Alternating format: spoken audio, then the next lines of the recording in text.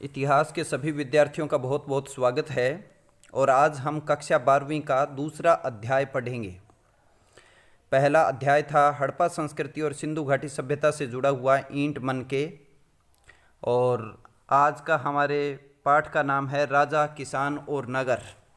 जैसे ही सिंधु घाटी सभ्यता पतन की ओर बढ़ती है, भारत में कुछ इतिहासकारों के अनुसार आर्यों का आगमन होता है और वो खैबर और बोलन दर्रों के द्वारा आकर के भारत में और सिंधु घाटी की सभ्यता के आसपास अपने पशु और गायें इत्यादि चराने लगते हैं। और यहीं पर रहते हुए उन्होंने अपना पहला ग्रंथ ऋग्वेद लिखा और इस कारण से उस काल की सभ्यता को ऋग्वेदिक सभ्यता कहते हैं।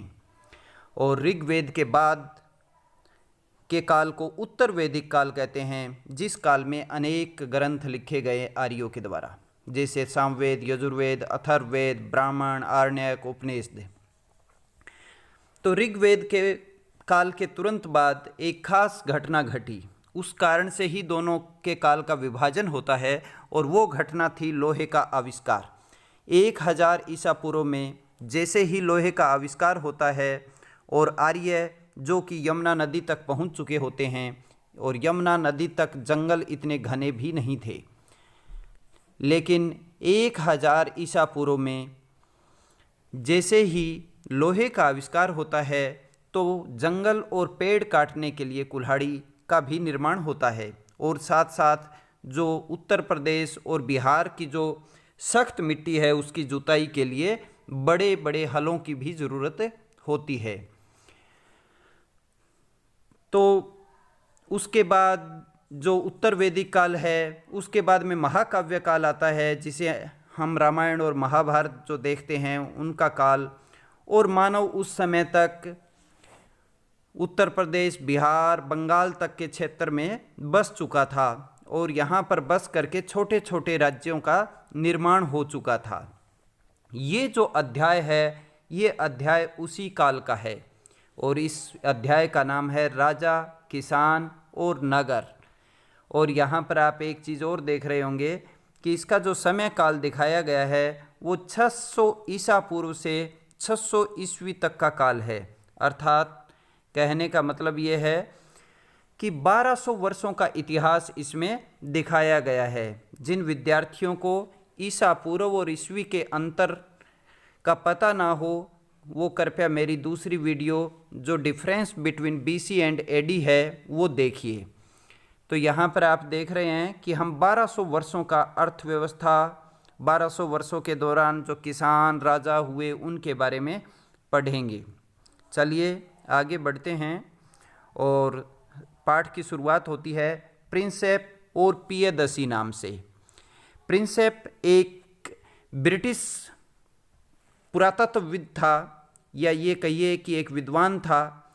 और पियदसी अशोक का ही नाम है। पियदसी का अर्थ होता है जिसके दर्शन प्रिय हो, जो सुंदर हो, तो जिसकी आकृति मनोहर हो, मन को अच्छी लगने वाली हो। तो अशोक महान का आपने बहुत नाम सुना होगा। अशोका द ग्रेट, चंद्रगुप्त मौर्य का पुत्र। और उसने अपने जो देश के नागरिक थे, निवासी थे, उनके लिए बहुत से मैसेज छोड़े। जैसे आजकल आप देखते हो कि देश के प्रधानमंत्री नरेंद्र मोदी और उनकी बीजेपी सरकार भी प्रचार के लिए बहुत से तरीके अपनाती है। समाचार पत्र, आप किसी बस स्टैंड या रेलवे स्टेशन पर जाते हो तो वहाँ पर भी सरकार की योजनाओं का प्रचार होता है। इसी तरह से सम्राट अशोक ने उस समय अपनी जनता को अपना मैसेज देने के लिए अनेक अभिलेख खुदवाए। अब यहाँ पर सवाल उठता है कि अभिलेख क्या होते हैं। तो अभिलेख को हम समझें। यहाँ पर देखिए, अभिलेख का अध्ययन करने वाले विज्ञान को अभिलेख शास्त्र कहते हैं। अब सवाल उठता है कि अभिलेख किसे कहते हैं। अभिलेख किसी भी पत्थर, हार्ड सरफेस, धातु, मिट्टी के बर्तन पर कुछ भी लिखा होता है पुराने समय का, उसे हम अभिलेख कहते हैं। यहाँ पर आप ध्यान से देखिए, अभिलेख उन्हें कहते हैं जो पत्थर, धातु और मिट्टी के बर्तन की कठोर सतह पर खुदे होते थे। और इनके पढ़ने का भी अपना एक विज्ञान होता है। क्यों? क्योंकि लिपि हर रोज़ बदलती रहती है। जैसी आप आज हिंदी पढ़ रहे हो जिस लिपि में, वो 20 साल पहले वो लिपि ऐसी नहीं थी, और 100 साल पहले और ज़्यादा अलग थी। इसी तरह से हजारों वर्ष पहले लिपि अलग तरह की होती थी। हमारी जो ये लिपि है, हिंदी और संस्कृत देवनागरी लिपि बोलते हैं इसे हम, इसका विकास ब्रह्मी लिपि से हुआ है। ब्रह्मी अर्थात जिसका निर्माण ब्रह्मा जी ने किया था। हिंदू मान्यताओं के अनुसार या हिंदू पौराणिक कथाओं के अनुसार जो संसार का निर्माण है सृष्टि का, वो ब्रह्मा ने किया था। अतः ब्रह्मा के लिखने की जो पद्धति थी उसे हमने ब्रह्मी लिपि कहा उस वक्त। तो ब्रह्मी लिपि में ए किस तरह से लिखा जाता था, आप देखिए। जो हमारी हिंदी वर्णमाला देवनागरी है उसका पहला जो वर्ण है वो ए है, तो उसे इस तरह से आज से 250 ईस्वी पूर्व में लिखा जाता था। अर्थात जिस समय अशोक था उस समय इस तरह से लिखा जाता था। इसी तरह से 500 ईस्वी में आते आते लगभग 750 साल बाद में ए बदल करके ऐसे हो गया, और आज के समय में हम ऐसे लिखते हैं। तो इस तरह से जो लिखने का तरीका है वो बदलता जाता है। इसलिए इनका अध्ययन करने के लिए भी एक विज्ञान का विकास हुआ, जिसे हम हिंदी में अभिलेख शास्त्र कहते हैं और इंग्लिश में एपिग्राफी बोलते हैं। चलिए आगे इसमें बताया गया है कि भाषा प्राकृत थी और लिपि ब्रह्मी थी। जैसे आजकल आप हिंदी भाषा में देवनागरी लिपि का प्रयोग करते हो, और जो प्राकृत भाषा थी सम्राट अशोक के समय वो आम आदमी की भाषा थी। जो विशेष और विशिष्ट ब्राह्मण वर्ग के लोग थे वो संस्कृत भाषा का प्रयोग करते थे, जबकि आम आदमी प्राकृत भाषा का प्रयोग करता था। इस कारण से अशोक ने प्राकृत भाषा और ब्रह्मी लिपि में इन अभिलेखों को खुदवाया, ताकि आम सामान्य जन उनके इन मैसेज को समझ सके। तो इस तरह से हमने देखा कि कैसे अभिलेखों का निर्माण हुआ। चलिए आगे बढ़ते हैं। तो यहाँ से आपको पता चला कि जेम्स प्रिंसेप ने पियदसी नाम की खोज की, और इन अभिलेखों को जब जेम्स प्रिंसेप ने पढ़ा तो ये बहुत ही चैलेंज का काम था। चैलेंज का कैसे था कि आज से हजारों साल पहले की लिपि, जिसको पूरा का पूरे भारतीय विद्वान भूल चुके थे, उसकी नए सिरे से व्याख्या करनी कि ए को कैसे लिखते थे, कै को कैसे लिखते थे, ये बहुत ही चैलेंज का काम था।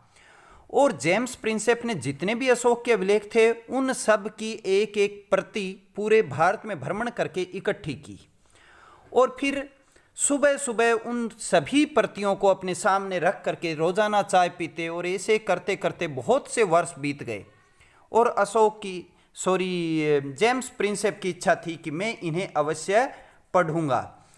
ऐसे करते करते एक दिन उसकी नज़र एक अभिलेख पर गई जो कंधार से जिसकी प्रति छाप करके लाई गई थी। तो वहाँ पर उसने देखा कि वहाँ कंधार के अभिलेख में 2 लिपियाँ प्रयोग की गई है। कंधार जो आज के अफगानिस्तान में है, 2 लिपियाँ कौन कौन सी थी? एक लिपि ग्रीक थी और दूसरी लिपि आर्मेइक थी। अब आप ये भी सवाल कर सकते हो कि वहाँ पर अशोक ने ग्रीक और आर्मेइक में क्यों लिखा और हमारे यहाँ पर ब्रह्मी में क्यों लिखा? क्योंकि अफगानिस्तान में ग्रीक लोग, जैसे ही सिकंदर ने आक्रमण किया तो बहुत से ग्रीक लोग वहाँ पर आकर के बस गए थे, और वहाँ के जो स्थानीय और लोग थे वो आर्मेइक लिपि को पढ़ पाते थे। और जैसे ही ये दोनों लिपियों के लेख मिले, जेम्स प्रिंसेप बहुत खुश हुआ, क्योंकि जो मैसेज और जो बातें कंधार के ग्रीक लिपि और भाषा में लिखा गया था वही ब्रह्मी की और प्राकृत भाषा में लिखा गया था, और वहीं से कोड डिकोड करते हुए ब्रह्मी भाषा के समूची लिपि को डिकोड कर दिया, जो अब तक नहीं पढ़ी जा रही थी। 1837 ईस्वी में जेम्स प्रिंसेप ने वो कारनामा कर दिखाया। तो ये वास्तव में एक बहुत ही रोचक कहानी है इनके ब्रह्मी लिपि के पढ़ने के पीछे की। और अब आगे बढ़ते हैं। अभी हम शुरुआत में चर्चा कर रहे थे कि उत्तर प्रदेश, बिहार, इधर हरियाणा और राजस्थान के कुछ हिस्सों में जो मानव था वो जंगल काट करके स्थायी रूप से खेती करने लगा था। तो जहाँ जहाँ जा कर के मानव बसा, वहाँ पर जा कर के जैसे ही उसने खेती करनी शुरू की और किसान का रूप ले लिया, तो एक जगह पर जैसे ही खेती करनी शुरू करता है मानव, तुरंत उसे स्थायी रूप से बसना होता है। और जैसे ही स्थायी रूप से बसता है मानव, फिर राज्य का रूप आता है, यानी राजनीतिक रूप से राजा पैदा होते हैं।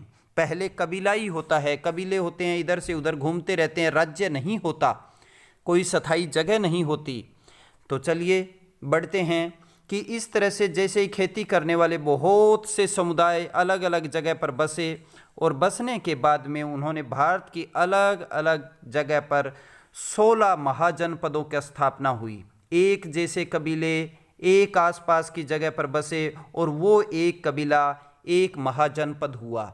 इस तरह से 6ठी शताब्दी ईसा पूर्व में भारत में लगभग 16 महाजनपद थे, यानी कि 16 छोटे छोटे राज्य थे, जिनके नाम हम यहाँ पर आगे इस मानचित्र में देख पाते हैं।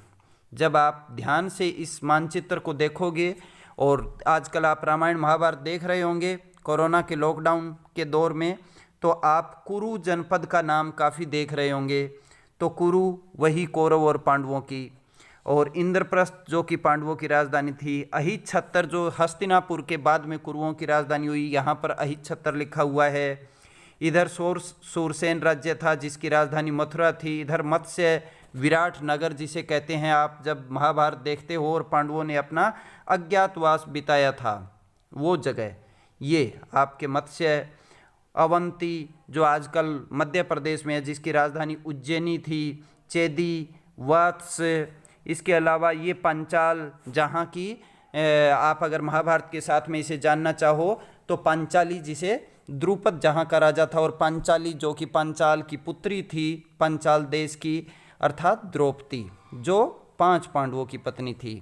इसी तरह से यहाँ पर आगे आप कौशल, काशी, ये यहाँ पर जो मगध देख रहे हो जिसकी राजधानी राजगृह है, यानी कि राजाओं का घर, मगध सम्राट अशोक चंद्रगुप्त मौर्य के नाम से आप अच्छे से जानते होंगे। इसी तरह से दक्षिण भारत में अश्मक नाम का एक महाजनपद था।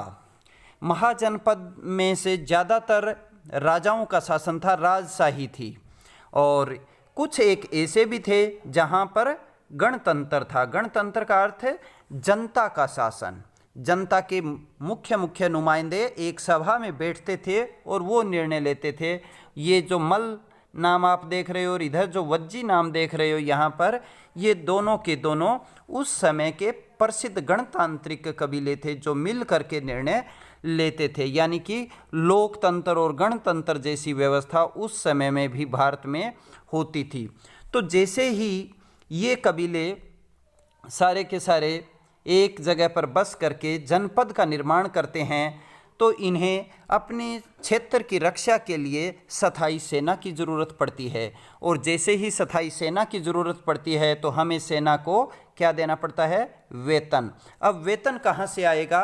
वेतन की ज़रूरत के लिए हमें आम किसान, व्यापारी सब पर टैक्स लगाना पड़ेगा। तो इस तरह से एक जगह पर जैसे ही बसना शुरू होते हैं, स्थायी सेना होती है, राजा का उदय होता है, टैक्स सिस्टम का उदय होता है, प्रशासन का उदय होता है, तो इसी समय आकर के बहुत से परिवर्तन आते हैं कि अब मानव स्थायी रूप से किसान बना है, राजा आया है, उसे सुरक्षा चाहिए, सुरक्षा के लिए सेना चाहिए, सेना के लिए अब उसे सेना को वेतन देने के लिए अब टैक्स चाहिए। तो इस तरह से व्यापारी, शिल्पकार और किसानों से टैक्स वगैरह की वसूली शुरू हुई। तो इसी तरह से सेनाएं और नौकरशाही का भी गठन हुआ। आशा करते हैं कि ये पाठ यहाँ तक आपको अच्छे से समझ में आया होगा, और कल फिर मिलते हैं बाकी का पाठ आगे का समझने के लिए। जय हिंद, जय भारत।